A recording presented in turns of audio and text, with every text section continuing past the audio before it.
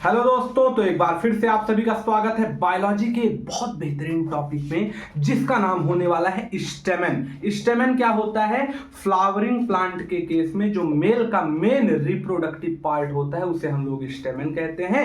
तो देखिए भैया, स्टेमेन का हमारा दो पार्ट होता है। सबसे पहले होता है एंथर और दूसरा होता है फिलामेंट। तो एक एक को आराम से समझिए। देखिए, एंथर जो होता है वो फ्लावरिंग प्लांट में जो मेल का, जिसके अंदर हमारा पॉलन ग्रेन बनता है, उस पार्ट को हम लोग क्या कहते हैं?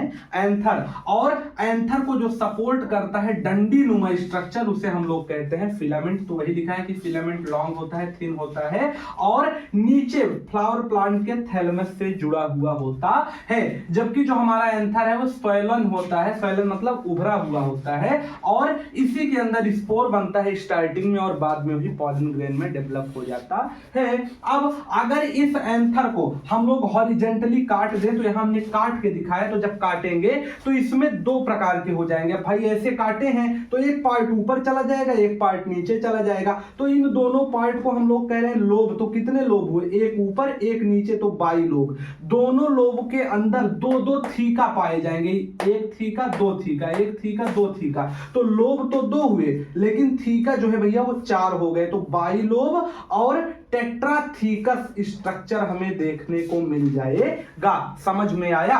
और अगर बात करें टोटल में, तो टेट्राथीकस रहेगा और एक लोब में कितने थीका हैं? तो डाइथीकस रहेगा। समझ गए ना कुल मिला के? उसके बाद क्या है भैया? उसके बाद अगर यहां पे हम लोग ध्यान से देखेंगे तो जब कभी ये पक जाएगा, मतलब क्या, एंथर मैच्योर हो जाएगा, पॉलन ग्रेन को निकलना होगा, तो यहां ज्वाइंट है, यहां ज्वाइंट है, यहां ज्वाइंट है, यहां ज्वाइंट है, यहीं से टूट करके ये दोनों टूट जाएगा और एक साथ बाहर निकल जाएगा। तो इन किनारों को हम लोग कह रहे हैं लाइन ऑफ डेहिसेंस। और 1 2 3 4 टोटल 4 स्ट्रक्चर है, तो इसीलिए इसे हम लोग 4 माइक्रोस्पोरेंजिया भी कहते हैं।